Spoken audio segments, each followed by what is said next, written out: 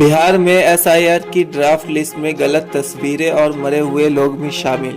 जी हां, बिहार में कुछ दिन पहले चुनाव आयोग ने अपडेटेड मतदाता सूची का एक ड्राफ्ट जारी किया है। राज्य में इस साल नवंबर महीने में विधानसभा चुनाव होने की संभावना है।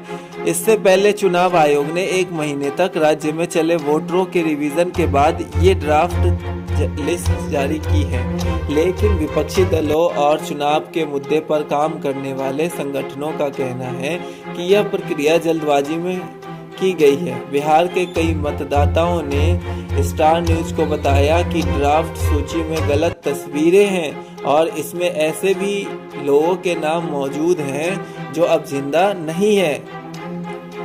स्पेशल इंटेंसिव रिवीजन एसआईआर की यह प्रक्रिया 25 जून से 26 जुलाई तक चली।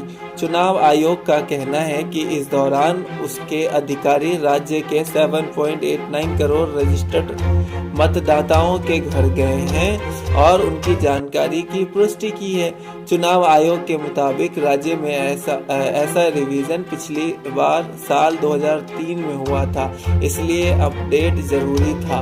राज्य की नई ड्राफ्ट सूची में 7.24 करोड़ वोटर्स के नाम हैं।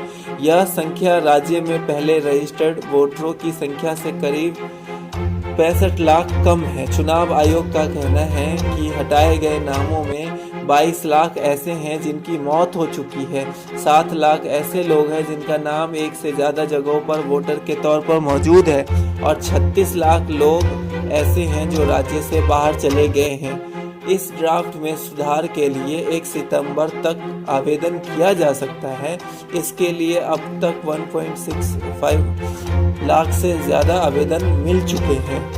इस तरह की समीक्षा पूरे देश में की जाएगी, जिसमें करीब 1 अरब मतदाताओं की जानकारी की पुष्टि की जाएगी। लेकिन विपक्षी दलों ने आरोप लगाया है कि चुनाव आयोग ने बिहार में बड़ी संख्या में मतदाताओं के नाम वोटर लिस्ट से हटा दिए हैं। इनमें खासकर मुस्लिम समुदाय के लोगों के नाम लिस्ट से हटाए गए हैं। बिहार के 4 सीमावर्ती जिलों में मुस्लिम आबादी अच्छी संख्या में है।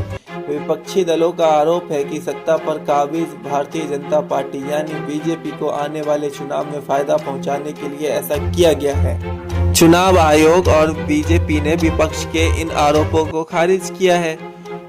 स्टार न्यूज के सवालों के जवाब में आयोग ने 24 जून का वह आदेश साझा किया जिसमें एसआईआर प्रक्रिया की जानकारी दी गई है। इसके साथ ही आयोग ने स्टार न्यूज से 27 जुलाई का प्रेस नोट भी साझा किया है, जिसमें कहा गया है कि किसी भी योग्य मतदाताओं को छोड़ा नहीं जाएगा।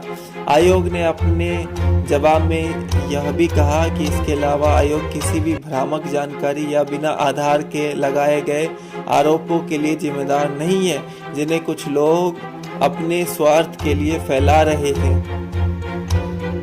आयोग ने हटाए गए नामों की सूची या धर्म के आधार पर इसका कोई ब्यौरा नहीं दिया गया है, इसलिए विपक्ष की चिंताओं की स्वतंत्र रूप से पुष्टि नहीं की जा सकती।